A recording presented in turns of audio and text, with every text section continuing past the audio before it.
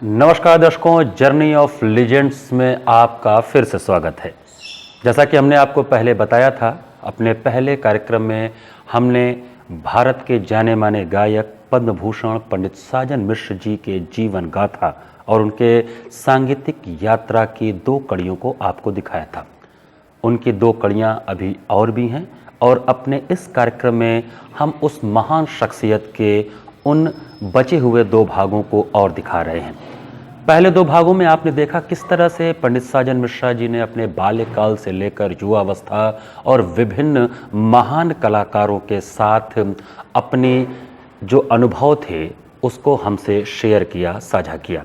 अब इस एपिसोड्स में हम आपको दिखाएंगे कि पद्म भूषण पंडित साजन मिश्रा के जीवन में, उनके सांगीतिक यात्रा में और कितने लोग शामिल हुए और किस तरह से एक सामान्य से मनुष्य से वो बन पाए पद्म भूषण पंडित साजन मिश्रा।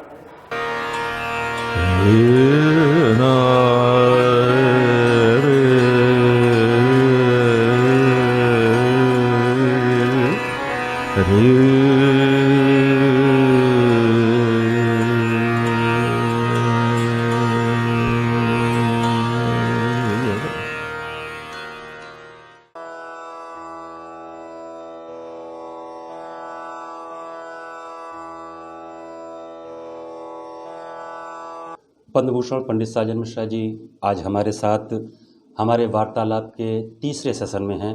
पंडित जी, आपका बहुत बहुत स्वागत है। पंडित जी, पिछले 2 सेशन में हमने आपके जीवन के विविध आयामों के बारे में बात किया।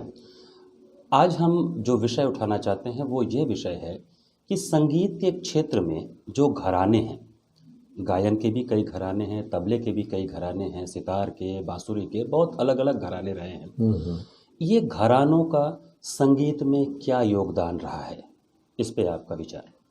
देखिए, घरानों का कॉन्सेप्ट जो है 250 से 300 साल का है और संगीत जो है ये बहुत अति प्राचीन काल से, जैसा कहा जाता है कि शिव के डमरू और शिव के मुख से निकला हुआ है, तो इसका काल की गणना करना तो बहुत मुश्किल है। घरानों का कॉन्सेप्ट ऐसे आया मेरे विचार से कि style of singing, style of playing, तो उसमें एक घराना बन गया कि भाई इनका स्टाइल ये है, ये बनारस के हैं तो बनारस का घराना हो, वो पंजाब के हैं तो पंजाब का घराना हो गया। जबकि मैं ये कहता हूँ कि ये सच में कहा जाए तो ईश्वर का घराना है। ये घरानों के चक्कर में हम लोग नहीं रहते हैं, जबकि बनारस घराने को बिलोंग करते हैं। और मज़े की बात यह है, सुन के आपको ताज्जुब होगा कि जितने भी घराने बने हैं वो दूसरे शहर में जाके इस्टेब्लिश होकर घराने बने हैं। ये बहुत जैसे महत्वपूर्ण बात है। हाँ, अब जैसे जयपुर अतरौली घराना जो निर्माण हुआ तो उसका निर्माण हुआ बम्बई में। वाह। किराना घराना का निर्माण हुआ आपके महाराष्ट्र में ही, खास करके कोल्हापुर साइड में, पूना में। जबकि वो किराना नाम के एक गांव से उत्तर प्रदेश में है। हाँ, उत्तर प्रदेश में है, सहारनपुर के पास में है। वहाँ से वो खां साहब गए तो उस ज़माने में भाई कहाँ से आए हैं? किराने से आए हैं, तो किराने वाले खां साहब, तो वो एक घराना बन गया। अब उनका गायन का जो स्टाइल था, सुरीलापन था, उनका जो कहनगत था, तो उससे एक पर्टिकुलर एक स्टाइल डेवलप हुआ और उस शिष्यों की संख्या जैसी आपकी बढ़ी उस तरीके से आपका नाम हुआ। अब आगरा घराना, फैयाज खां साहब बड़ौदा महाराज के यहाँ जब वो गायनाचार्य बने, वहाँ गुरु बने, तो कहाँ से आए साहब? क्या बात है, खां साहब क्या अच्छा गा रहे हैं, आगरा वाले खां साहब, तो आगरा घराना हो गया। तो इस तरीके से घरानों का निर्माण हुआ। और सबसे बड़ी बात है कि हम वही 7 सुर गाते हैं, शुद्ध 5 सुर कोमल गाते हैं। तो मेरे हिसाब से इसमें बहुत ज़्यादा मेरे अपने पर्सनल विचार हो सकते हैं कि स्टाइल ऑफ सिंगिंग है, हर आदमी का अपना हृदय है संगीत को प्रस्तुत करने का। बंदिशें उन लोगों ने निर्माण की, एक से एक बंदिश हर घराने वालों ने निर्माण किया। और सभी लोग उसको, जिसको जो अप्रिशिएट किया, उसको गाया बजाया भी। जी कालांतर में उस समय तो उन लोगों के कहीं विचार में मतभेद कुछ नहीं थे, लेकिन बाद में उसको आके जी कुछ लोगों ने उसको कुछ इस तरीके से डेवलप करना शुरू किया कि मेरा घराना विशेष है, ग्वालियर मेरा विशेष है, तो किराना मेरा विशेष है, तो बनारस मेरा विशेष है। जी और एकमात्र घराना हिंदुस्तान में है बनारस। जी यहाँ के आर्टिस्ट यहीं रह के नाम किए, यशस्वी हुए, जी पूरे विश्व में गए, जी अभी भी जा ही रहे हैं। और सबसे मुख्य बात यह है कि यहाँ तीनों चीज़ है, संगीत की जो तीनों विधा है, गायन, वादन, नृत्य, जी और किसी घराने में शायद हमें तो नहीं दिखा है। जयपुर में है तो डांस है और गाना है, जी किराना में सिर्फ गाना है, आगरा में सिर्फ गाना है, जी रामपुर साहसवान में गाना है, भिंडी बाजार में गाना है। जी तो एकमात्र ऐसा घराना है जिसको संपूर्ण कहा जाए। जी लेकिन दुखद स्थिति यह है कि बनारस घराने की मान्यता गाने में लोग मानते ही नहीं हैं। जी ये बड़ा दुखद है। ये कुछ तथाकथित विद्वानों का वो है कहना हाँ, है, विचार है, हो जो सकता है। कहने को विद्वान है, जो सही माने में विद्वान होगा वो तो सबको मानेगा। हाँ, मानना ही चाहिए। हम अगर आपको मान रहे हैं तो आपको हमको मानने में क्या कष्ट क्या है? कष्ट। जी यहाँ की गायकी में माना गया कि ठुमरी बहुत अच्छी गाई गई, जी और उसका कारण ये रहा कि लोग छोटा राग गा के उसके बाद ठुमरी गाते थे, जी तो ठुमरी ज़्यादा पसंद हो गया। जी अब अक्सर ये होता है हम लोगों के भी कार्यक्रम में, या बहुत सारे ऐसे आर्टिस्टों के कार्यक्रम में, कि 1.5 घंटा भैया ख्याल गाने के बाद एक भजन गाए, बोले अब पंडित जी क्या मज़ा आया भजन में। और जो 1.5 घंटा बिहागड़ा बैठ के गाए हैं छाती फाड़ के, जी वो भुला दिया जाता है। और कुछ उसमें से ऐसे भी श्रोता होते हैं कि बोले कि ओहो क्या बिहागड़ा सुने हैं, जी या क्या मारू बिहाग सुने हैं। जी तो सबका अपना अपना सोच है। जी और बनारस में सबसे बड़ी बात ये थी कि बड़े खुले विचार के लोग थे। यहाँ जो भी विद्वान आए उनसे उन्होंने उनकी विद्या को शेयर किया, जी और बड़ा प्यार से जी उनको सम्मान देके शेयर किया। तो इनके पास जो इनका कैनवस बना बनारस वालों का, तो बहुत बड़ा कैनवस बन गया। जी उसमें छंद प्रबंध भी है, उसमें आपके ध्रुपद धम्मार भी है, उसमें ख्याल भी है, टप्पा भी है, ठुमरी भी है, कजरी भी है, चैती भी है, बिरहा भी है। जी कोई विधा को उन्होंने बुरा नहीं समझा। जी फोक संगीत को भी उन्होंने अपने संगीत में अपनाया। जी तो इतना बड़ा कैनवस इन्होंने तैयार किया। जी तो उस हिसाब से देखा जाए तो बहुत बिरले लोग मिलते हैं, जी और वो पर्टिकुलर यही कहते हैं कि भाई हम इसीलिए हम दूसरे विधा में नहीं गए क्योंकि हमको ख्याल को घराने में तब्दील करना था। जी तो ईश्वर के घराने में आप कहाँ से घुस गए घराना लेके? जी ये वाणी जो है प्रकृति से मिली हुई है, सरगम जो है जी प्रकृति का दिया हुआ चीज़ है। जी और आप भी वही सरगम गा रहे हैं, मालकोज में सागा मधनिसा, हम भी वही गा रहे हैं। तो हमारे में आप में अंतर कहाँ है? आप भी सुर लगा रहे हो, मैं भी सुर लगा रहा हूँ। जी मुझे समझ में नहीं आया कि क्यों इस तरीके के विचारों में मतभेद हुआ, और क्यों अपने घराने को लेके लोग इतना ज़्यादा कट्टर हो गए कि हम ही विशेष हैं। जी क्योंकि घरानों की जो बात चली है, घरानों में शुरुआत में मतभेद नहीं थे, फिर मतभेद हुए। अब देखा जा रहा है आजकल वो मतभेद थोड़ा ईर्ष्या का रूप ले रहे हैं, और उनको जो सपोर्ट मिल रहा है कुछ तथाकथित विद्वान जो लेखक हैं, जो अपने आप को संगीत का क्रिटिक कहते हैं या संगीत के बड़े अच्छे समालोचक आलोचक बोलते हैं, वो भी आलोचना तो तुरंत कर देते हैं, लेकिन समालोचना कि आलोचना और प्रशंसा दोनों को बैलेंस करके करना हो तो वो नहीं कर पाते हैं। इस चक्कर में वो किसी एक घराने को, अगर तानसेन जी का कोई घराना है तो उसको उच्च मानने लग जाते हैं, तो हरिदास जी के घराने को देखा जाए तो फिर वो उनसे उच्च होना चाहिए, फिर उनके पहले की पीढ़ी का भी होना चाहिए। तो ये जो मतभेद आज ईर्ष्या का रूप ले रहा है, इसका निवारण क्या होना चाहिए? आप क्या मानते हैं, क्या करना चाहिए? देखिए, ये दुखद है और बड़ा सत्य भी है जी क्योंकि बुजुर्ग लोग तो गड़े हुए मुर्दे नहीं उखाड़े जी या बंटवारा नहीं किए। जी आजकल के तथाकथित जो विद्वान, खास करके विद्वान भी मैं उनको नहीं कहूँगा, जी क्रिटिक हैं, आलोचक हैं, जी और आलोचक को ये सोचना चाहिए कि आज अगर आपको बगल में बैठा के तानपुरा दे दिया जाए कि पहले आप तानपुरा मिलाइए, अब फिर उसके बाद में आप एक राग गाइए, उसका जोड़ राग मैं गाता हूँ या सेम राग गाता हूँ, आपकी बंदिश और मेरी बंदिश का तुलनात्मक अध्ययन हो जाए कि बंदिश कहाँ की अच्छी है, या हमारा कहने का क्या अंदाज है, आपके कहने का क्या अंदाज है। तो ये जो आलोचक हैं, क्रिटिक्स, ये सुनी सुनाई ही बात पे बात करते हैं अब बायस्ड होते हैं। बायस्ड होना ही नहीं चाहिए।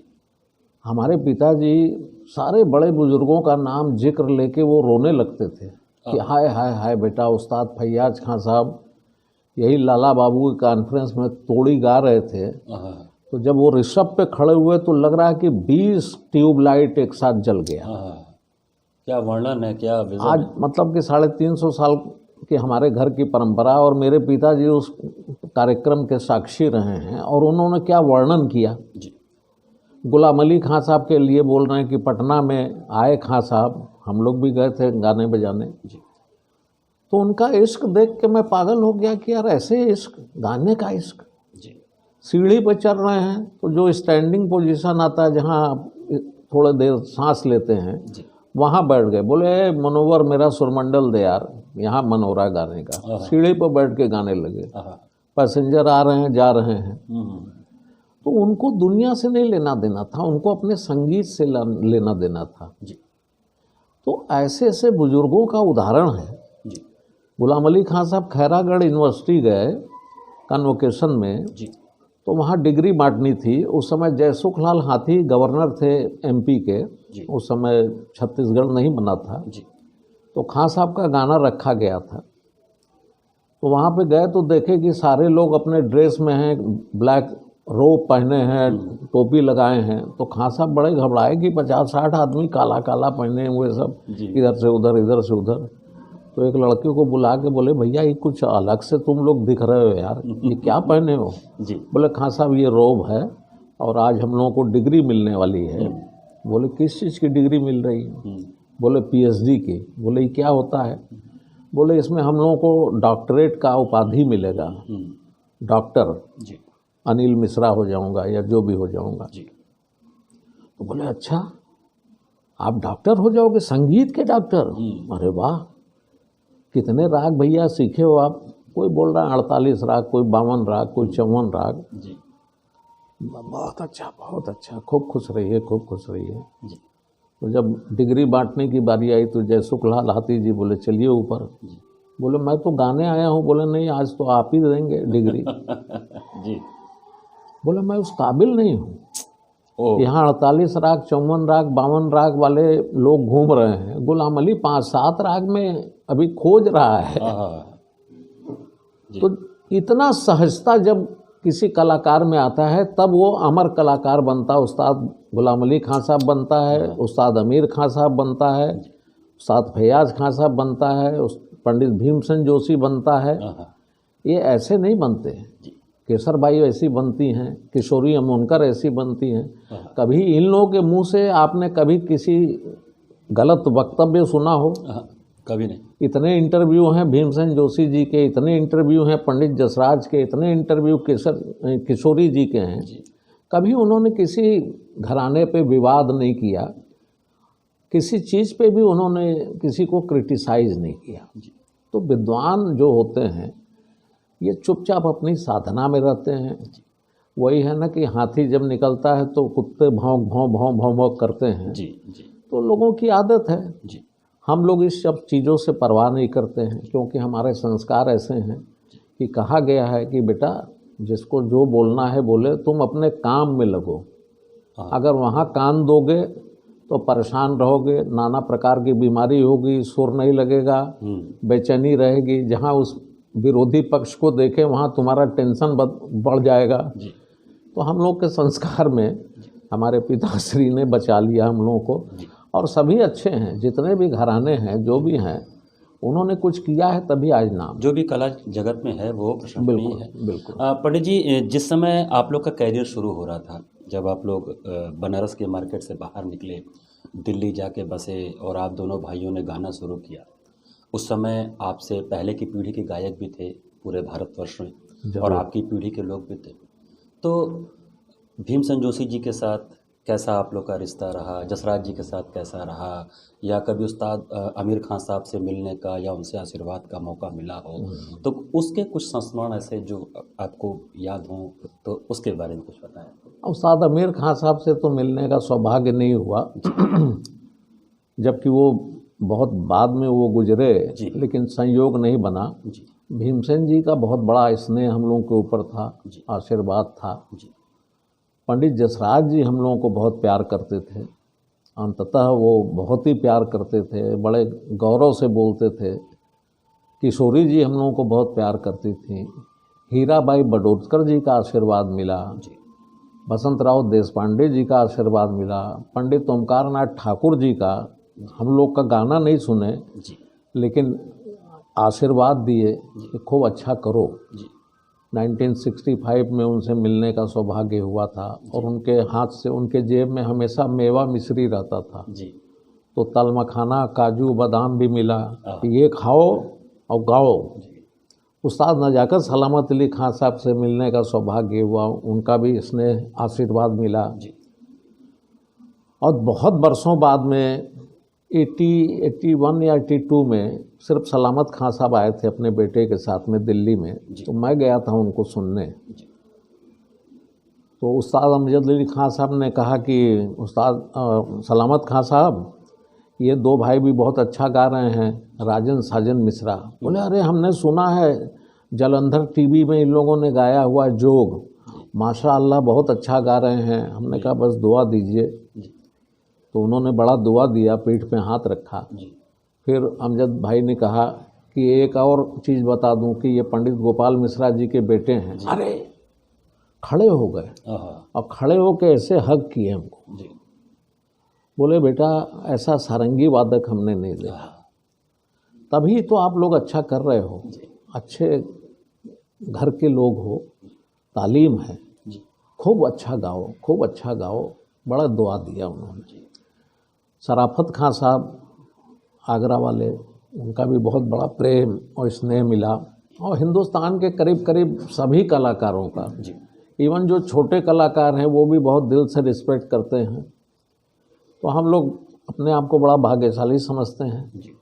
कि सभी का स्नेह और प्रेम बना हुआ है, और हम लोग किसी से द्वेष नहीं करते, तो वो भी हमारे साथ द्वेष कैसे कर सकते हैं। जी पंडित जी, बनारस से बहुत से नाम हैं, भारत रत्न रविशंकर जी, बिस्मिल्लाह खान बिस्मिल्लाह साहब, खान साहब, बिल्कुल। पद्म विभूषण पंडित किशन महाराज जी, जी। पद्म विभूषण पंडित गुदई महाराज जी, श्यामता प्रसाद जी, बहुत से नाम हैं।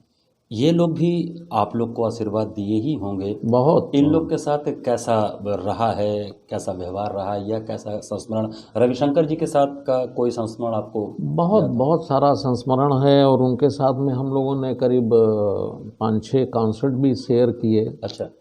और पंडित जी बहुत प्यार करते थे, बहुत स्नेह करते थे। इन्होंने जबकि अपने रिम्पा में बनारस के फेस्टिवल में उन्होंने सुना जी। गायन, जी। सबसे पहले तो उन्होंने हम लोगों का गायन सुना संकट मोचन में। अच्छा। ये होगा 72-3 की बात होगी। जी। हम लोग 67 में पहली बार संकट मोचन गाए थे, 73-74 भी हो सकता है। उस समय पंडित रविशंकर जी का जन्मदिन था। अच्छा। तो हम लोग गा रहे थे, सुबह एकदम लास्ट कॉन्सर्ट गा रहे थे। उस समय संकट मोचन के महंत पंडित अमरनाथ जी, मेरे पिताजी, ध्रुव जी, मतलब सभी कलाकार और BHU के सभी कलाकार बैठे हुए थे, और गाना चल रहा था। तो गाना एंड हो रहा था, तब तक पंडित जी की एंट्री हुई। उनके साथ में कैमरामैन और ये वो सब दर्शन करने आए थे।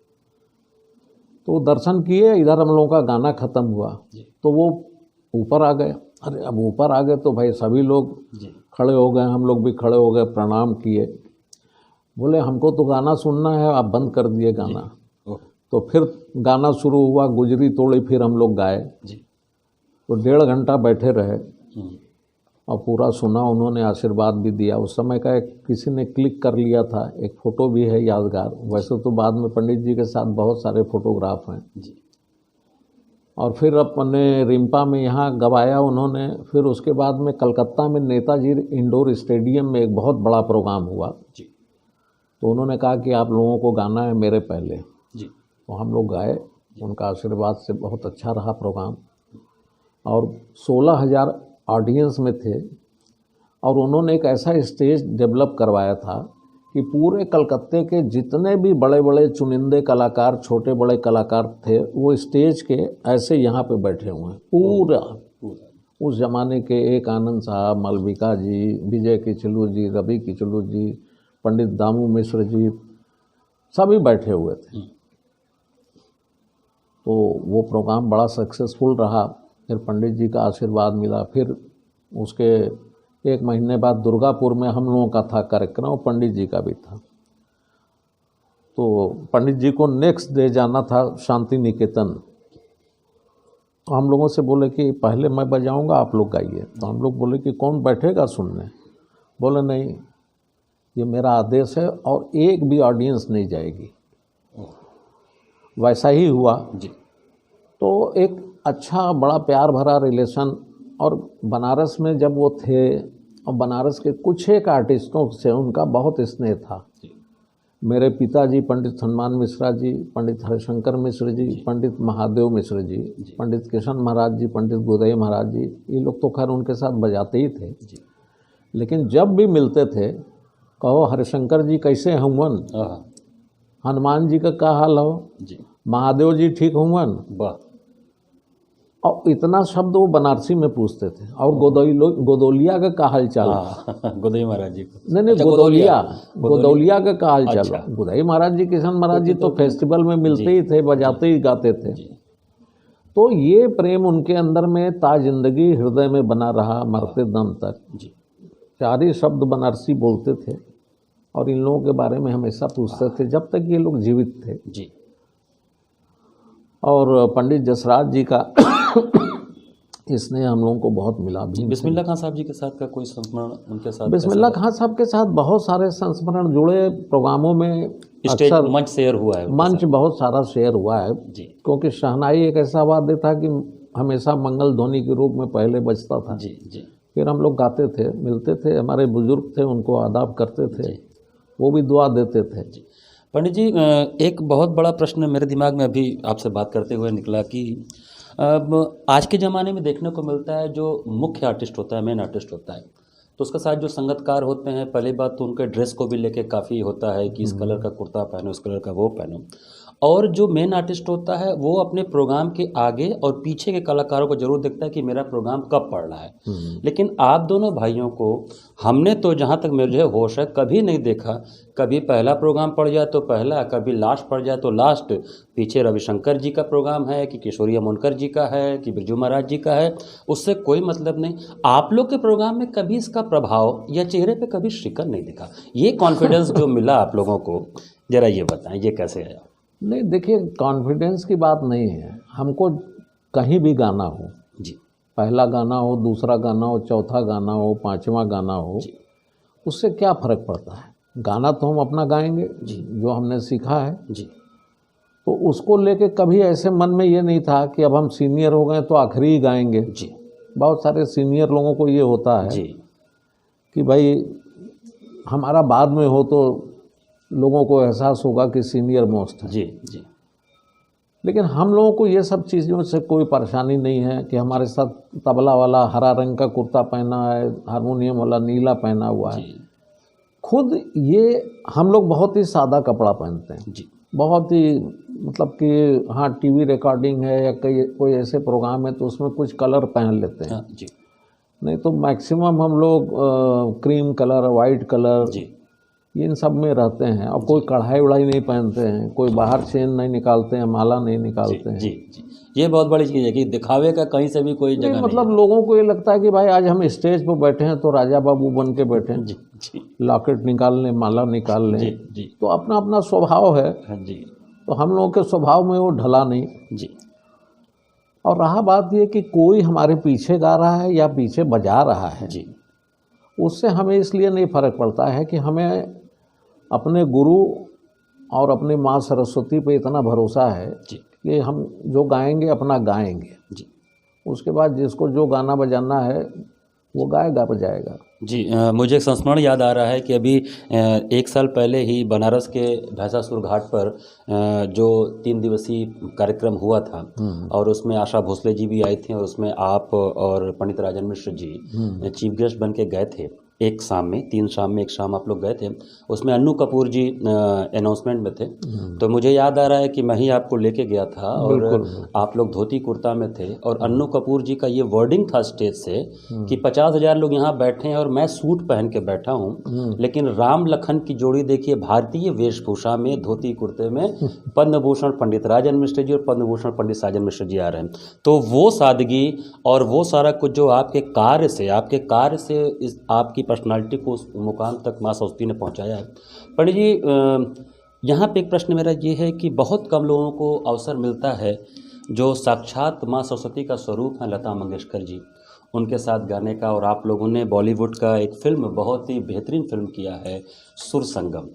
लता जी के साथ जो आप लोगों ने गाया वो कैसा अनुभव था और वो कैसी पर्सनालिटी हैं, वो थोड़ा हमें बताएं। लता जी बहुत ही सहज हैं, बहुत बड़ी स्टार हैं, माँ सरस्वती उनके ऊपर बड़ी कृपालु हैं। जी और आप मतलब उनके पिताजी के नाम से एक फेस्टिवल होता है, पंडित दीनानाथ मंगेशकर संगीत समारोह। जी तो उसमें हम लोगों ने 1979 में गाया था और श्रीमती सितारा देवी का डांस था।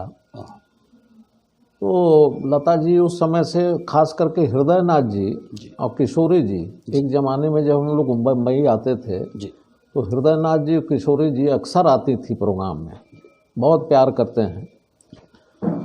तो उस साल हम लोगों का कार्यक्रम रखा उन्होंने दीनानाथ जी के स्मृति में।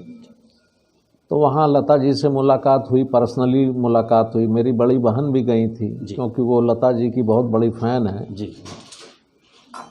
तो उनको ये था कि भाई मैं एक बार लता दीदी को नज़दीक से देख लूं। जी तो बड़े प्यार से आई, बहुत प्यार से बात की। उनकी आवाज़ में भी एक इतनी मधुरता है, तो वो सुन के भी अच्छा लगा। जी और फिर प्रोग्राम सुनने के बाद फिर 2-3 बार उन्होंने हम लोगों के कार्यक्रम को सुना, अटेंड किया, उनका अपना स्नेह मिला। जी तो बहुत अच्छा संबंध रहा। सुर संगम के समय में भी उन्होंने बड़ा अच्छा सहयोग किया, सब कुछ अच्छा हुआ। तो अच्छे लोग अच्छे ही रहते हैं। जी। तो पंडित जी, आज का सेशन हम यहीं समाप्त करेंगे। आज आपसे आपके जीवन के और बहुत से महत्वपूर्ण आयामों पर बात हुआ। आपके समकालीन और आपके बुजुर्ग कलाकारों का आपके साथ कैसा रिश्ता रहा है, इस पे हमने चर्चा किया। कैसे कैसे उन लोग का आशीर्वाद मिला और मेरे ख्याल से संगीत जगत में आशीर्वाद का बहुत बड़ा योगदान होता है एक जरूर कलाकार बनने में। जरूर तो जरूर। आज का सेशन हम यहीं समाप्त करते हैं।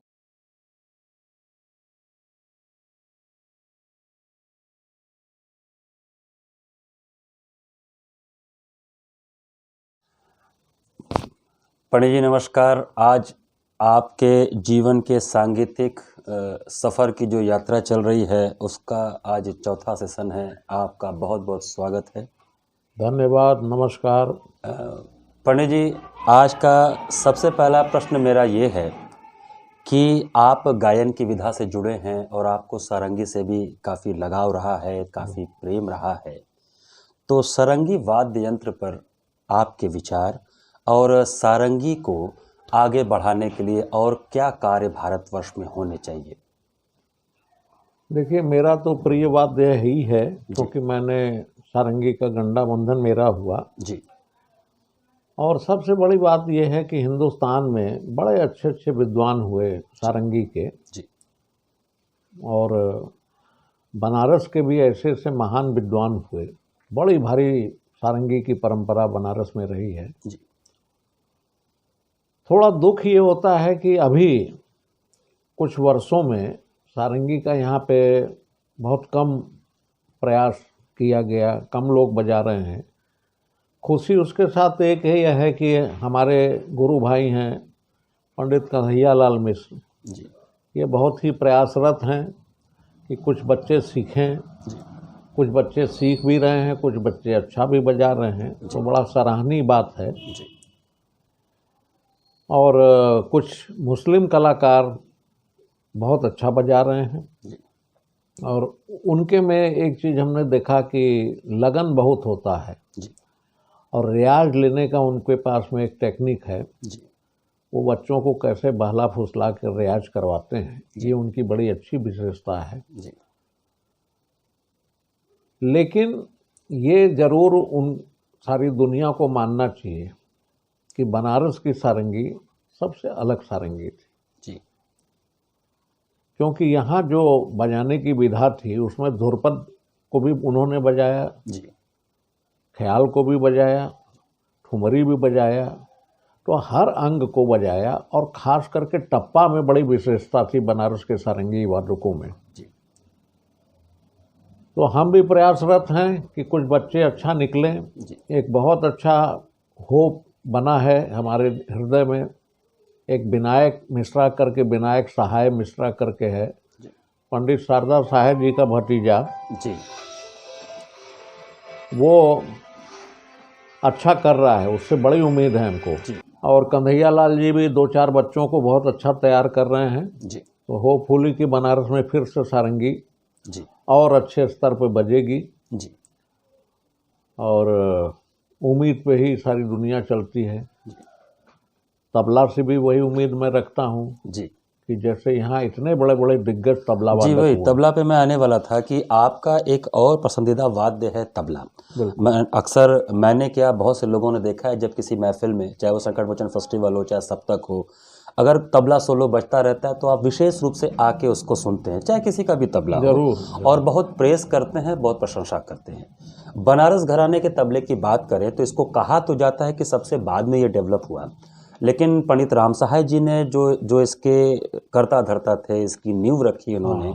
और एक बड़ी लंबी चौड़ी लिस्ट है, पंडित राम सहाय जी, पंडित भैरव सहाय जी, पंडित जानकी सहाय जी, पंडित बलदेव सहाय जी, पंडित कंठे महाराज जी, पंडित अनोखे लाल मिश्र जी, पंडित किशन महाराज जी, पंडित गुदई महाराज जी, पंडित शारदा सहाय जी। ये बहुत लंबी चौड़ी फहरिस्त है, इसमें बहुत से नाम ऐसे हैं, विश्वनाथ जी थे और गोकुल जी थे, गोकुल जी बड़े थे। सारे, मतलब एक भैरव जी शहर थे। जी, एक शहर में इतने नाम, जो तबला, जो राम सहाय जी का तबला था उसको उन्होंने बहुत ऊंचाई दिया और अलग अलग आयाम दिखाए।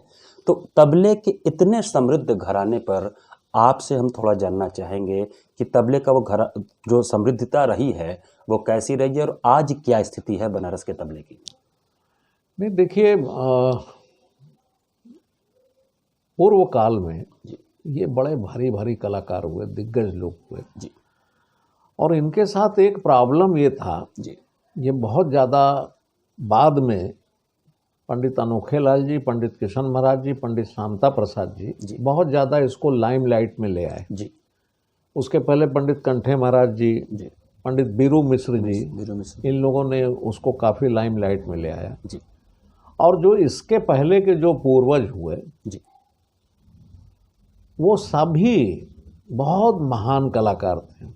तो वो क्या था कि हिंदू राष्ट्र से, मतलब हिंदू राष्ट्र का मतलब कि नेपाल जो था उस समय हिंदू साम्राज्य था, जी तो मैक्सिमम लोग नेपाल दरबार में ही रहे। जी और कुछ जो बहुत अच्छे नाम थे वो रायगढ़ महाराज के यहाँ गए। रायगढ़ महाराज के यहाँ भी हिंदू एक माहौल था, राज्य था। जी तो यहाँ के लोगों के अंदर में एक थोड़ी सी, मतलब मेरे हिसाब से एक कमी थी, वो छूत अछूत ये सब मानते थे। जी और जनेऊ की रक्षा के लिए उन लोगों ने और दूसरे, जी मतलब स्टेट्स में ज़्यादा नहीं गए जी गाए बजाए सभी स्टेट में, पटियाला में भी गाए, ग्वालियर में भी बजाए, जी सभी स्टेट में बजाए, लेकिन वहाँ स्थिर रहे नहीं, जी। टिके नहीं, जी गा बजा के अपने चले आए। जी तो जिसकी वजह से थोड़ा सा, मतलब ये दिखता है कि भाई उन लोगों ने कम प्रचार प्रसार में जी रहे। जी लेकिन उसके बाद के काल में पंडित अनोखे लाल जी, पंडित किशन महाराज जी, पंडित गुदई महाराज जी ने एक ऐसा परचम लहराया। जी और उसके बाद के श्रेणी में पंडित राम जी मिश्र, हाँ पंडित शारदा साहेब जी, हाँ पंडित कुमार लाल मिश्र, जी इन लोगों ने उस मोर्चे को काफ़ी दिनों तक संभाला। जी लेकिन दुखद सत्य ये है, जैसा कि हमने अपने क्लासिकल म्यूज़िक के ऊपर कल ही के वार्तालाप में मैंने कहा कि भैया सारे गामा ही दुनिया के हर घराने गाते हैं, हम भी वही गाते हैं, जी तो उसमें इतना मतांतर नहीं होना चाहिए। जी तो वैसे ही तबला में भी जी जो तबले का पहला कायदा है, धाधा तेट्टे धाधा तुन्ना, जी ताता तेट्टे धाधा दिन्ना, जी ये सब घरानों में इसी से तालीम दी जाती है। जी और उसमें अपने अपने मिजाज के टुकड़ा, तिहाई, रेला, कायदा का निर्माण हुआ। जी बनारस बात चूंकि पखावज बेस्ड, जी पंडित राम साहब जी का सोच था कि जब ये पखावज से निकला हुआ साज है, जी पखावज को आधा काट के ये बनाया गया है, जी तो इसमें थोड़ा सा पखावज का खुला बोल बजे, जी तो उस हिसाब से उन्होंने बोलों की रचना की और उस तरीके से उन्होंने तालीम दी जी ताकि और घरानों से थोड़ा डिफरेंट दिखे। जी नहीं तो बहुत सारे घरानों में जो पेशकार बजता है, जी कायदा बजता है, उसमें बड़ी सिमिलरिटी है, जी चाहे वो फर्रुखाबाद हो, चाहे वो अजड़ाना हो। अजराड़ा हो, दिल्ली हो। जी अब यह है कि कहीं उंगली का बाज है, जी कहीं शाही तक का बाज है, जी कहीं पूरा बाज है। जी तो हर लोगों की अपनी अपनी विशेषताएं थी, अपनी अपनी साधना थी। जी उस जमाने में इस चीज़ को बड़ा अप्रिशिएट करते थे कि अरे यार देखो बनारस वाले इस तरीके का खुला बजाते हैं, जी दिल्ली वाले देखो कैसा उंगली का बाज बजाते हैं, जी अजराड़ा वाले, फर्रुखाबाद वाले कितना। तो हर विद्वान एक विद्वान को अप्रिशिएट करता था। जी लेकिन आजकल कुछ जो युवा कलाकार हुए हैं, जी युवा ही कहेंगे उनको, जी उनके दिल में इन सब बातों का पता नहीं कहाँ से एक हो गया है कि मेरा ही घराना सर्वश्रेष्ठ है। जी जबकि उनका घराना जो है जी वो उसके जो मसीहा थे जी वो इन बातों को नहीं बोलते थे जी कि हम ही श्रेष्ठ हैं। जी आज के जो लोग हैं वो बोलते हैं कि हमारा नंबर 1 घराना है। जी एक और गुणी कलाकार हैं, जी कम से कम 5 गुरुओं से उन्होंने तालीम ली हुई है, जी और वो भी यही कहने लगे कि बस यही लोग थे विशेष, जी दूसरे तो कुछ थे ही नहीं। जी तो ऐसी मानसिकता नहीं होनी चाहिए संगीत में। जी जिन्होंने किया है, जिन्होंने जो अच्छा किया है, जी और दुख का विषय यह है कि उनके जो मास्टर थे, गुरु थे, वो कभी नहीं बोले। जी वो अप्रिशिएट करते थे कि हाँ यार, किशन महाराज का अपना एक रंग है, गुदई महाराज का एक अपना रंग है, अनोखे लाल का एक अलग रंग है। जी लेकिन आज के जो लोग हैं उनको पता नहीं क्या हो गया है।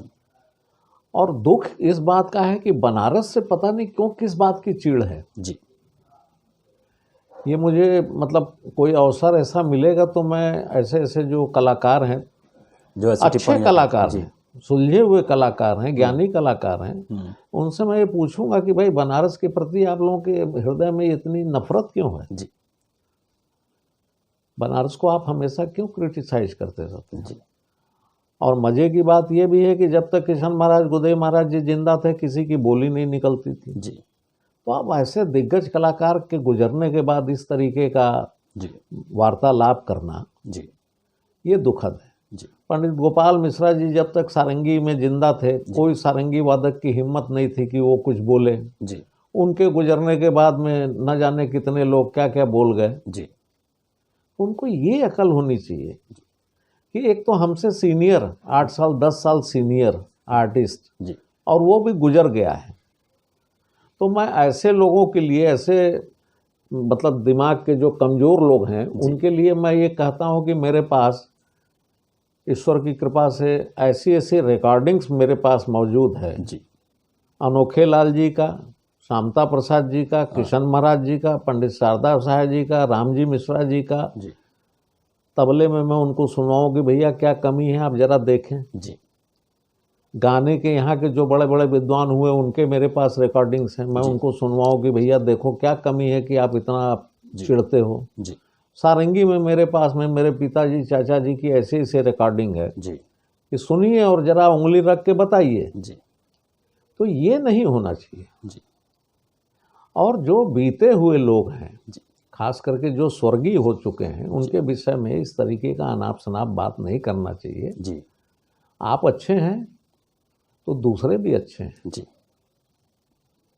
तो इसलिए दुख होता है कि पढ़े लिखे होके आपके पूर्वज इतने पढ़े लिखे नहीं थे, जी आपके पिता के मुंह से वो नहीं सुना, आपके गुरु के मुख से वो बातें नहीं सुनी जो आज आप बोल रहे हैं, यूट्यूब पे शेयर कर रहे हैं, जी। अपनी भावनाएं शेयर कर रहे हैं। जी पंडित जी, मुझे लगता है कि जैसे आज का जो मनुष्य है, जो भी कलाकारी में जा रहा है, उसके मन में जैसे ईर्ष्या पहले घर कर ले रही है। थोड़ा सा कुछ स्टेज पा लेते हैं लोग तो अपने आप को ये मानने लगते हैं कि हम दूसरे घराने के कलाकारों पर टिप्पणी कर सकते हैं, आलोचना कर सकते हैं। जबकि संगीत एक ऐसा प्रवाह है कि हरिदास जी को देखें तो वो भी आए, वो भी गए, संगीत नहीं रुका। तानसेन जी आए, गए, बड़े बड़े कलाकार आए गए, लेकिन संगीत का प्रवाह किसी एक पे खत्म नहीं नहीं हुआ। होता। ये सम्मिलित प्रयास है और दुनिया का हर इंसान सम्मिलित प्रयास से इस नदी को प्रवाहित कर रहा है। जरूर। लेकिन ये कुछ जो दिमागी रूप से जो थोड़े हाँ, ये बीमार मानसिकता के लोग हैं, वो सोचते हैं कि उनके घराने के चलते बाकी घराने से संगीत नहीं है। नहीं, संगीत है तब घराना है। बिल्कुल। और इस बात को समझ लें तो शायद उनके अंदर भी संगीत का वो आध्यात्मिक प्रवाह होने लगे। जरूर, बहुत अच्छी बात जो मैं आप लोग के अंदर देख पाता हूँ। पंडित जी, मेरा अगला प्रश्न ये है, आप लोग का जब गाना सुनते हैं, मैं अपनी ही बात नहीं कर रहा हूँ, मैं तो बहुत छोटा सा कलाकार भी हूँ, पत्रकार भी हूँ, बहुत छोटा सा हूँ, लेकिन मैंने जितने भी लोगों को देखा है सभागार में जब आपका कार्यक्रम होता है तो एक शांति हो जाती है, एक जो लोग समाधि की ओर जाने लगते हैं, ईश्वर से मिलने का एक वे बनने लगता है जब आप लोग का संगीत होता है। सुर को लगाने का या सुर को टटोलने का आपका क्या नज़रिया है? कैसे किसी राग के सुर को आप टटोलते हैं, छूते हैं, किस हृदय से छूते हैं? ये कुछ हम आपसे जानना चाहेंगे।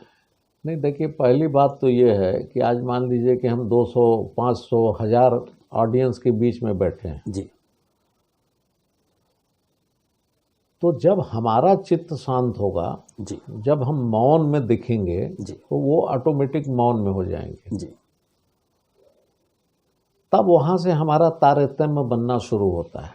जी अब हम स्टेज पर आए, हमारी जो बेचैनी है जी वो उजागर होगा। जी अब हमारे वो बैठने से, तानपुरा मिलवाने से, हारमोनियम वाले के साथ में कम्युनिकेशन, तबला वाले के साथ कम्युनिकेशन करने में जी वो ऑडियंस भी उतनी ही बेचैन हो जाती है, जी आपके मुताबिक हो जाती है। जी तो हम लोग के प्रोग्राम में आप देखे होंगे कि हम पहले तानपुरा को बहुत प्यार से और बड़े इज्जत से मिलाते हैं, क्योंकि वही हमारा गवाह है। जी हमारा गवाह तानपुरा है, हमारा गवाह ऑडियंस नहीं है। जी तो जब हमारा तानपुरा मिलता है जी तो हमको लगता है कि हाँ, अब हमारी पूजा शुरू हो सकती है, तानपुरे ने इजाज़त दे दिया है। जी तब हमारी पूजा शुरू होती है और पूजा के भाव से हम लोग प्रार्थना गाते हैं। जी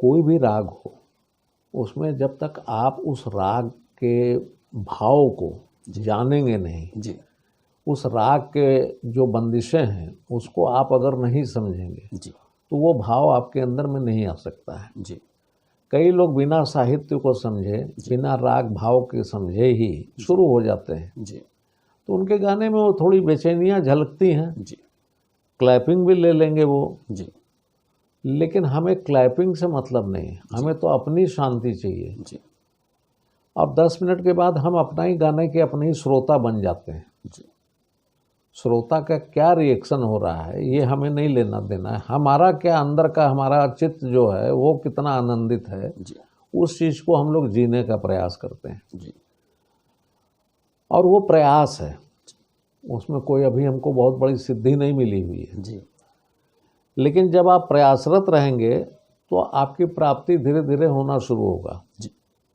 तो उस प्रयास में है, कोशिश में है, माँ सरस्वती का ध्यान करते हैं, अपने गुरुओं का ध्यान करते हैं, अपने पूरे हिंदुस्तान के जो बहुत महान महान गायक हुए सबका ध्यान करते हैं। जी तो उनका ध्यान करने से ये होता है ज़रूर फ़ायदा कि वो आके आपको अपना आशीर्वचन दे जाते हैं, आके गा जाते हैं। हाँ तो हम लोग ये समझते हैं कि शायद हम लोग एक जरिया हैं, जी उनको आवाहन करते हैं तो वो गाते हैं, हम लोग एक जरिया बन जाते हैं। जी तो इस भाव से हम लोग गाते हैं और हमारे जो श्रोता हैं हमसे जुड़ जाते हैं। जी तो ये बहुत बड़ी ईश्वर की कृपा है, जी। हम लोग भाग्यशाली हैं। हाँ पंडित जी, अब मैं बंदिशों की कुछ बात करूँगा। अमूमन बहुत से गायक हैं भारतवर्ष में या पूरे विश्व की बात करूँ, वो बंदिश गाते हैं, बंदिश के शब्दों पे बहुत ज़्यादा जोर नहीं देते हैं, बस वो बंदिश पूरा कर दिया और फिर तान सरगम और उसके अलंकरण में लग जाते हैं। लेकिन जब आप लोग बंदिश गाते हैं तो बंदिश के एक एक शब्द को अर्थाते हैं, अर्थात मेरा कहने का तात्पर्य है कि बंदिश कान के रास्ते श्रोताओं के दिल तक उतर जाए। बिल्कुल। तो साहित्य का कितना बड़ा महत्व है गायन विधा में? बहुत बड़ा, बहुत ही ज़्यादा बड़ा महत्व है जी क्योंकि आप कितने देर आकार में गा सकते हैं बिना शब्द के। जी तो साहित्य एक इतना बड़ा सहारा है, जी। जैसे कि जिनके मन राम बिराजे। जी तो अगर हम इसको स्पष्ट गावें, जी जिन के मन राम बिराजे।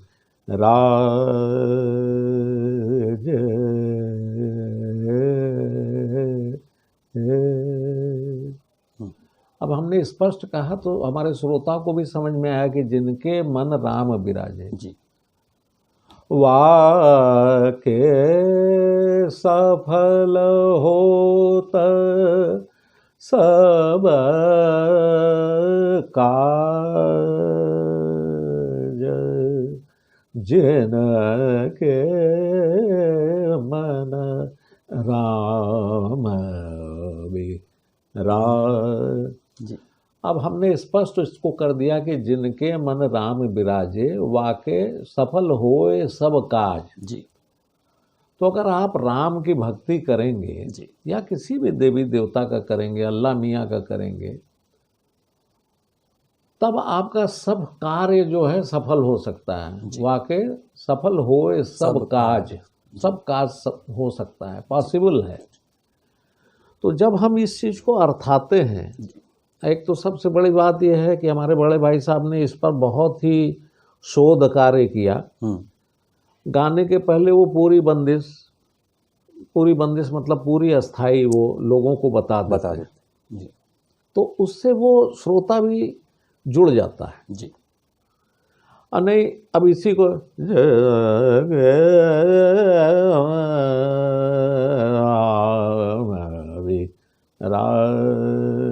जी अब आप अपने मन में गा लिए जिनके मन। जी वाह के हव हो जी सब काज,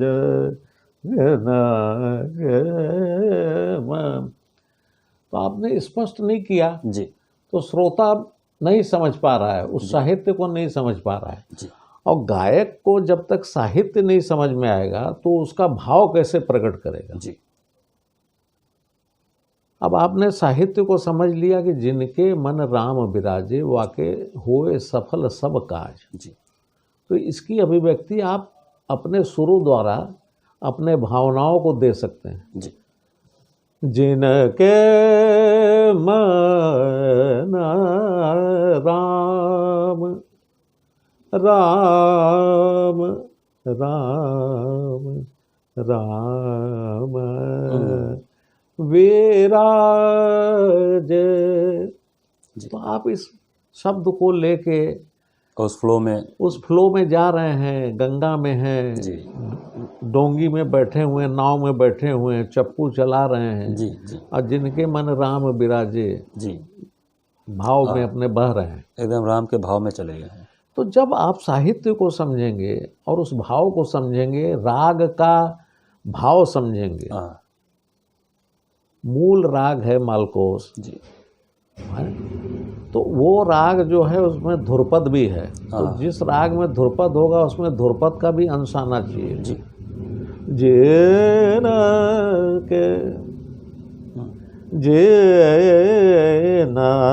के मना, अब ये ध्रुपद का अंग है, वीणा का अंग है। जी तो ये जब आपको तालीम होगी, आपका गुरु ऐसा होगा, जी तब तो आपका दृष्टि वैसा बनेगा। जी नहीं, वो स्कूल की तरह सिखा दिया गया, जी जिनके मन राम बिराजे,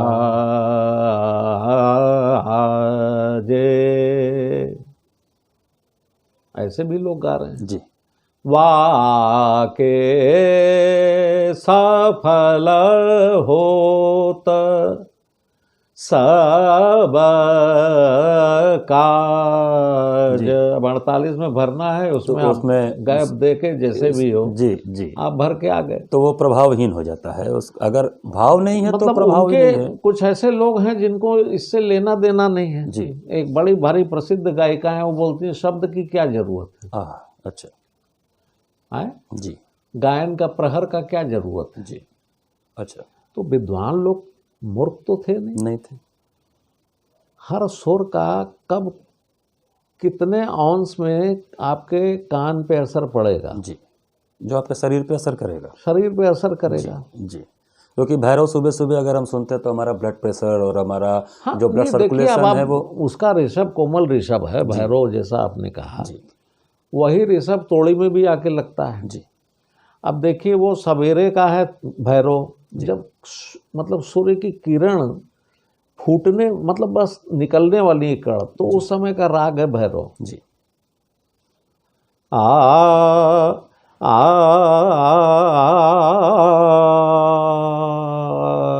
अब ये ऋषभ वहां लग रहा है। जी अब वही तोड़ी में आके आ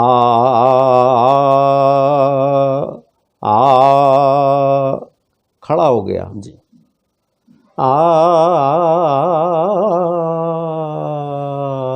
यहाँ पे माइल्ड होके आ रहा है। जी हाँ, क्योंकि वो किरण निकल रहा है, अभी पूरा स्पष्ट नहीं हुआ है। जी तो कितना बड़ा रिसर्च किए होंगे। जी वही ऋषभ आके आप मुल्तानी में लग रहा है, कितना अल्प लग रहा है। संध्या होने में अभी बस देर है, जी तो वहाँ वही कोमल ऋषभ कैसा लग रहा है, जी वही श्री में आके कैसा लग रहा है, कितना आंदोलन होना चाहिए।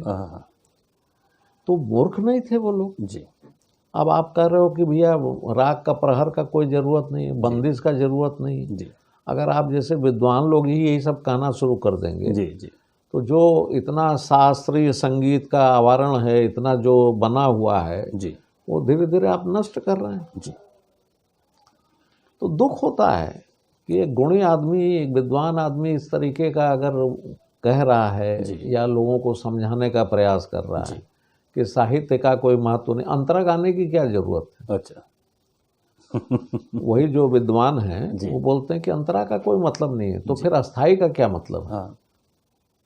जी आज शर्ट पैंट आप पहनेंगे तब ना कंप्लीट होगा। जी आप शर्ट पहन लिए, नीचे कुछ नहीं पहने जी अस्थाई पैंट है, जी उसका क्या मतलब है, क्या मतलब हुआ। जी जी या शर्ट को आप नीचे से पहन लिए, जी पैर में हाथ डाल दिए, जी हाथ के शर्ट में नीचे से पैर में डाल दिए। जी जी तो ये सब उठपटांग बातें हैं, जी और लोग सिर्फ अपने आप को अलहदा दिखाने के लिए सब बातें करते हैं। जी जी जी पंडित जी, एक प्रश्न मेरे दिमाग में आ रहा है कि जब आप लोग के पास शिष्य लोग आते हैं सीखने के लिए, शिष्यों के अंदर आपके दृष्टिकोण से क्या गुण होना चाहिए, सीखने का क्या गुण होना चाहिए, और कैसे हृदय से आवे कि गुरु का पूर्ण सानिध्य वो पा सके।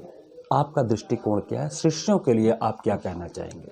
नहीं, देखिए, सबसे बड़ी बात तो ये है कि शिष्य को जब गुरु के पास आए जी तो जैसे मिट्टी का लोंदा होता है ना, कि आप मिट्टी को गीला करके रख दें, जी इस भाव से वो आए। जी इतना विनम्र हो जाए, इतना सहज हो जाए कि गुरु अब हम आपके दरवाजे पर हैं, जी इसको जैसे गढ़ना गढ़ दीजिए, लेकिन आज इसका पुरवा अभाव बना दिख रहा है। दीजिए, जी कुल्हड़ बना दीजिए, हड़िया बना दीजिए, ये आपके ऊपर। आपके ऊपर। जी अब वो शिष्य भाव है नहीं, जी क्योंकि उनको अपने गुरु पे उतना भरोसा नहीं। जी और कई लोग तो अपने बायोडाटा में नाम के लिए आ जाते हैं कि मैंने उनसे सीखा है, और ये मैक्सिमम इसलिए आते हैं, तो कहीं ना कहीं उनके ज्ञान में वो कमी भी दिख जाती है, और वो प्रभावहीन हो देखने जाता है। वाले देखते हैं, जी और उनको तो सिर्फ ये है कि भाई इतने बड़े गुरु का नाम हमारे बायोडाटा में छप जाएगा जी या रिश्तेदारी दिखा देते हैं जी कि हमारे नाना हैं, हमारे मामा हैं, हमारे दादा हैं, जी इनसे भी मैंने थोड़ी बहुत तालीम ली है। जी जी थोड़ी बहुत की बात नहीं है, अगर आप समर्पित हैं तो संपूर्ण भाव से समर्पित होइए ना। जी जी हाँ, हाँ किसी से भी। जी हम प्रभावित हुए भीमसेन जोशी जी से जी या गुलाम अली खां साहब से, आमिर खां साहब से, तो हम कबूल कर रहे हैं जी कि हम प्रभावित हैं। जी अब हम ये बोले कि हाँ अच्छा गाते थे, उनका गाना का जरूर कहीं ना कहीं से थोड़ा बहुत तो आता है, जी तो वो भाव बदल गया, शब्द बदल गए। जी सही बात है, वो बेईमानी हो जाएगी, वो सही माने बेईमानी अगर आपके अंदर में कहीं से राजन मिश्रा को आपने अपनाया है तो बोलने में क्या गुरेज है भाई, आप बोलिए ना एकदम कि उनका ये भाग हमको अच्छा लगा, हमने उनसे लिया है। जी तो इसी तरीके से जब शिष्य इस भाव में आ जाएगा, जी आज भी हम लोग यही सोचते हैं कि भाई जी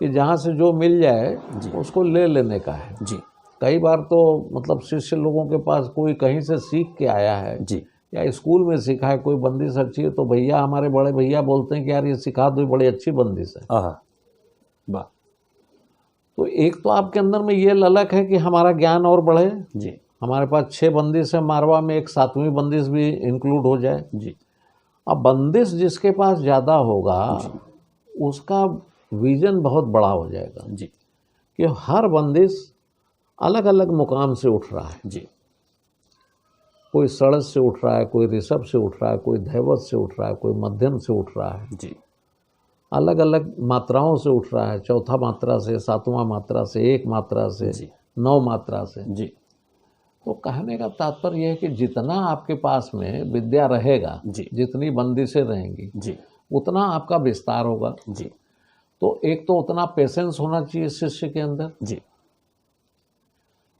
पहले के लोग 12 साल 14 साल सीखने के बाद जब गुरु परमिशन देता था तब वो जाते थे गाने बजाने। जी आज के शिष्य ऐसे हैं कि हमें भी बड़ा ताज्जुब होता है। जी 2 साल से गा रहे हैं, गुरुजी मैं यहाँ गाना चाहती हूँ, यहाँ गाना चाहता हूँ। जी अरे भाई गाओ, जी तुम चाहते हो, हम नहीं चाहते कि तुम गाओ, लेकिन तुम चाहते हो तो जरूर गाओ। जी हम किसी को रोक तो सकते नहीं। जी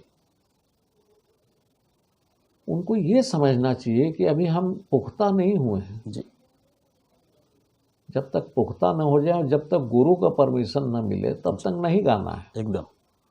तो अब ये इतना पेशेंस भी नहीं है लोगों के अंदर में जी।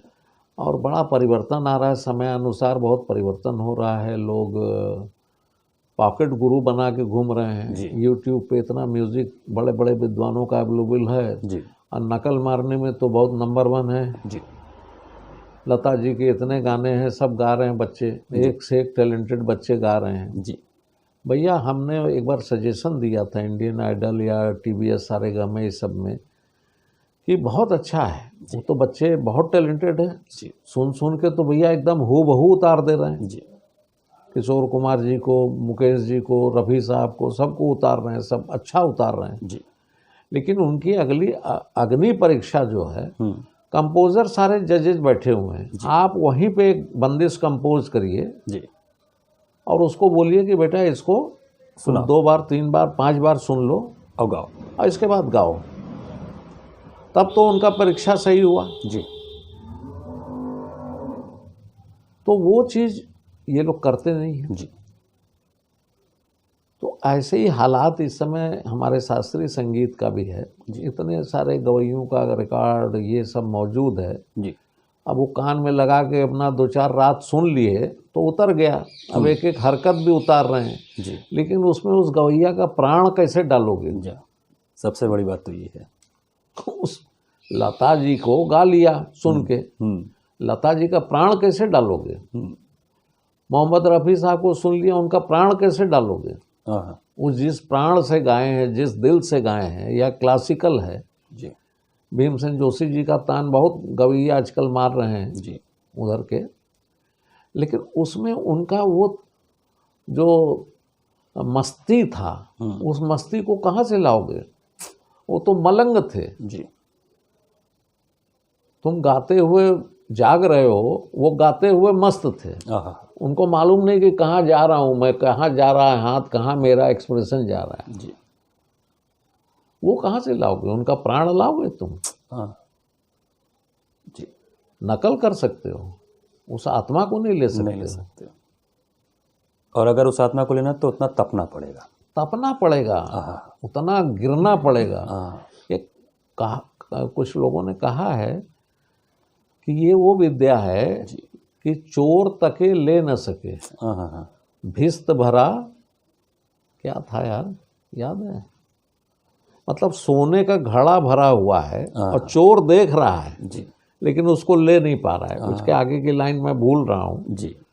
तो पुराने लोग ये कहते थे कि बेटा तुम देखोगे लेकिन उड़ा नहीं सकते हो, हाँ हाँ हाँ। सही बात। क्योंकि वो मेरा आत्मा का धन है। हाँ, सही बात। जी। नकल कर लोगे, जी। तान नकल में कर लोगे, लेकिन मैं किस आत्मा से तान मार रहा हूँ, जी।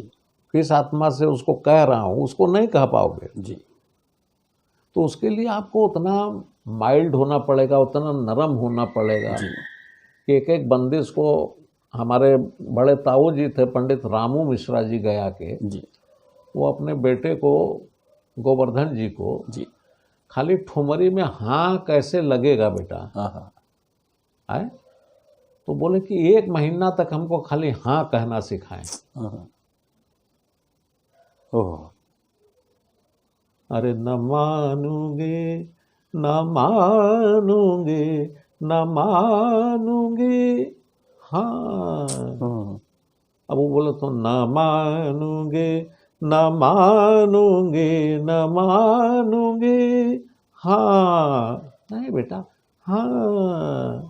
अब वो हाँ को इतना मासा तोला का हाँ कहत हुआ, हम लोग नहीं कह पाएंगे। जी। क्योंकि उनका वो रिसर्च था। जी। बोले 1 महीना में हमको हाँ करना सिखाए कि कैसे हाँ। हाँ। अरे हाँ हाँ हाँ हाँ हाँ हाँ हाँ। हाँ। अभी बड़ा सोच का विषय है। जी। तो वो लोग कितना सोचते थे। हाँ हाँ। अरे हाँ न मानूंगे, हाँ हाँ न मानूंगे। तो जब इस पे आप जाएंगे तब आपका अंदर का जो है ना बुद्धि, बंद बुद्धि खुलेगा। खुलेगा। तब खुलेगा। जी पंडित जी, ये यात्रा बहुत लंबी है। बहुत लंबी है। 3-4 सेशन में आप जैसे कलाकार से मैं पूर्ण बात कर पाऊँ ये हो नहीं सकता। जब जब मौका मिलेगा हम आपसे बात करते रहेंगे, आपके जीवन यात्रा, आपके सांगीतिक यात्रा का।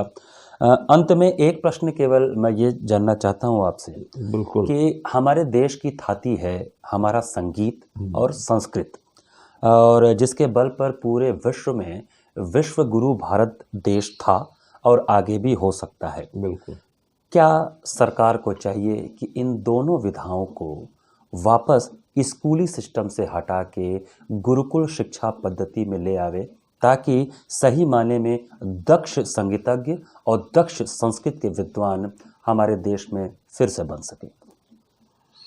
देखिए, सरकार अपने हिसाब से, हर सरकार का अपना दृष्टिकोण होता है, हर पार्टियों का अपना दृष्टिकोण होता है। सबसे बड़ी बात तो ये है कि आज भारत की पहचान पूरे विश्व में सांस्कृतिक राष्ट्र के हिसाब से है। जी। आज के जो बिजनेस टाइकून हुए हैं उनके नाम पे भारत की पहचान नहीं है। अध्यात्म के, योग के, आयुर्वेद पे, संगीत पे इसकी पहचान है। जी। तो उस पहचान को कैसे आप बरकरार रख सकते हैं? ठीक है, योग को आपने बहुत बड़ा विस्तार दे दिया, इंटरनेशनल योगा डे हो गया, उसी दिन म्यूजिक डे भी है। जी। आप चाहते तो एक दिन आगे कर सकते थे योगा डे को, जी। म्यूजिक डे को और हाईलाइट करते, लेकिन म्यूजिक डे को आपने हाईलाइट नहीं किया। उसको बड़ा सेकेंडरी लोग समझते हैं, संगीत को। जी। जबकि संगीत नहीं होगा जीवन में तो वो पशुवत है। पशुवत, मेरे हिसाब से वो पशु के समान है जिसके हृदय में संगीत ही नहीं है। जी तो कोई भी सरकार हो, मुझे सरकार से वो नहीं, सरकार अपने भरसक प्रयास करती है। जी और रहा बात कि स्कूलों में, कॉलेजों में, मैं तो ये कहता हूँ आपसे थोड़ा सा विपरीत हटके कि स्कूल के शिक्षा में अनिवार्य कर देना चाहिए, जी कम से कम स्टैंडर्ड 8th तक, जी। 8 तक, जी कि हर बच्चे को संगीत सीखना ही है। जी जैसे आज पूरे यूरोप में और पूरे अमेरिका में सभी जगह मस्ट है। जी आप भले ही वायलिन सीखिए, पियानो सीखिए, फ्लूट सीखिए, ड्रम सीखिए, कुछ भी सीखिए, लेकिन म्यूज़िक आपको करना है। जी तो एक उनका संस्कार देना हुआ। जी हमारे यहाँ आज से 30 साल पूर्व, 25 से 30 साल पूर्व, ज़्यादा भी हो सकता है, 30-35 साल पूर्व, हर स्कूल में क्लास 6 तक मस्ट था संगीत, एक क्लास होता था। जी डीएवी इंटर कॉलेज में हम लोग के यहाँ भी था। तो हम लोग तो खैर म्यूजिशियन फैमिली के थे, तो अटेंड भी करते थे, प्राइज भी ले आते थे। जी तो वो चीज़ धीरे धीरे उसको ख़त्म कर दिया गया। जी अच्छा, अब रहा यूनिवर्सिटीज़ की बात। जी तो बहुत अच्छी बात है कि आज भारतवर्ष में इतनी यूनिवर्सिटीज़ हैं जहाँ संगीत की शिक्षा दी जाती है। जी तो वहाँ आपको डिप्लोमा और डिग्री ओरिएंटेड कोर्स पढ़ाया जाता है। जी तो खैर वो तानसेन नहीं पैदा करते हैं, कानसेन तो पैदा ही करते हैं जी अगर सिंसियर बच्चे हैं। जी तो वहाँ एक सजेशन हमने बीच में दिया था, एक यूनिवर्सिटी में हमारा लेक्चर था। जी तो हमने यही रिक्वेस्ट किया था कि मान लीजिए आपकी क्लास में 20 बच्चे हैं, जी 20 में से 2 अगर आपको कुछ टैलेंटेड दिख रहे हैं, अलग हट के दिख रहे हैं, जी तो उनको चुन लीजिए। और आप इतने खुद गुणी लोग ही हैं सभी भाई, पीएचडी हैं, डॉक्टरेट हैं, संगीत का अध्ययन करके आए हैं। जी तो आप उन 2 बच्चों को एक प्रोफेशनल आर्टिस्ट बना के दिखाइए जी कि 18 बच्चों को तो हमने चलिए कानसेन बना दिया, 2 बच्चों को कम से कम ऐसी शिक्षा दें कि वो भी घूमें, गावें। जी तो उस पर कोई किसी ने गौर नहीं फरमाया। एक व्यक्ति थे, उन्होंने कहा कि अरे आपका घर आना है तो हमारा भी क्लास आना है। अच्छा, हाँ, अब देखिए वो विपरीत बातें हैं। जी हमने कहा ये हम तो व्यक्तिगत रूप से कुछ ऐसा व्यंग नहीं बोल रहे हैं, हम तो एक सजेशन दे रहे हैं जी कि जो टैलेंटेड बच्चे हैं जी आखिरकार वो घूम फिर के किसी न किसी गुरु के घर जाते हैं, गुरुकुल पद्धति में सीखते हैं, फिर वो थोड़ा नाम यश करते हैं। जी तो अगर उसी को आप गुरुकुल पद्धति में कन्वर्ट कर दें, उसके साथ डिग्री भी दें आप, जी लेकिन एक अच्छा सुरीला बच्चा तैयार करें। जी आज ये हालत है कि प्रोफेसर के घर का आप सब्जी उठा के ला रहे हैं, दही दूध पहुंचा रहे हैं, जी आपको तानपुरा मिलाने नहीं आता है, आपको फर्स्ट डिवीज़न मिल जाता है। जी ऐसा नहीं होना चाहिए। जी न्यायपूर्ण शिक्षा होनी चाहिए, जी क्योंकि वो सोच के आए हैं। और कुछ बच्चे ऐसे भी आते हैं कि यार सबसे ईजीएस्ट सब्जेक्ट है म्यूज़िक, चलो एडमिशन ले लो, जी डिग्री मिल ही जाएगा। जी और फिर उसके बाद डिग्री मिल जाएगा तो उसके बाद जुगाड़ पानी करके हम सर्विस भी ज्वाइन कर लेंगे, और ऐसे ऐसे लोगों को सर्विस भी मिल जा रहा है। जी ये दुखद है। जी और इस चीज़ पे भारत सरकार को जरूर गौर फरमाना चाहिए कि आज इतना बड़ा बड़ा तनख्वाह लोगों को मिल रहा है। जी उनसे सिर्फ यही कहा जाए कि भैया कुछ हमको 100 स्टूडेंट में से 50 स्टूडेंट आप अपने जो दी बेस्ट हैं उनको सुनवाइए, और जो भारतवर्ष के गुणी कलाकार हैं उनको रिव्यू करें। जी इतना भी भारत सरकार अगर करना शुरू कर दें जी तो व्यवस्था सुचारू हो जाएगी। जी तो बस मैं यही कह के आज का सेशन समाप्त करता हूँ। जी जी पंडित जी, बहुत अच्छा लगा। आज चौथा सेशन था आपके साथ, और ये यात्रा, ये जो आपकी आत्मिक यात्रा है, आज हमने संगीत की आत्मा पे बात किया, सुर लगाने के तरीके पे और लय और विभिन्न पहलुओं पे हमने जो बात किया है, ये वार्ता अभी समाप्त नहीं होगी। जब जब हमें अवसर मिलेगा आपसे हम बात करते रहेंगे, क्योंकि आप लोगों को 3-4 सेशन में तो नहीं आंका जा सकता। अपने आप में आप विश्वविद्यालय हैं, संस्थान हैं, और अगर आज की नई पीढ़ी को कुछ सीखना है तो वो ज़रूर बनारस घराने के सिरमौर पद्म भूषण पंडित राजन साजन मिश्र जी से सीखे कि कैसे सीढ़ी दर सीढ़ी चढ़कर और एक प्रण कर कर ख्याल गायकी के क्षेत्र में इतनी ऊंचाई अर्जित की जा सकती है। आपका बहुत बहुत धन्यवाद पंडित जी, अब नमस्कार। वैसे हम कोई विश्वविद्यालय नहीं है, हम भी एक विद्यार्थी हैं जी और विद्यार्थी भाव में रहेंगे जी तब तक ईश्वर कुछ देता रहेगा। जी जी, बहुत अच्छा लगा। धन्यवाद पंडित जी। नमस्कार। तो दर्शकों, ये थे भारत के जाने माने युगल गायकों की जोड़ी पद्म भूषण पंडित राजन साजन मिश्र जी के उस जोड़ी के कलाकार पद्म भूषण पंडित साजन मिश्र जी। अपने जर्नी ऑफ लीजेंड्स की यात्रा हम इसी तरह आगे बढ़ाते रहेंगे। नए यात्रा में एक नए महान कलाकार से आपकी मुलाकात करवाएंगे। तब तक के लिए नमस्कार।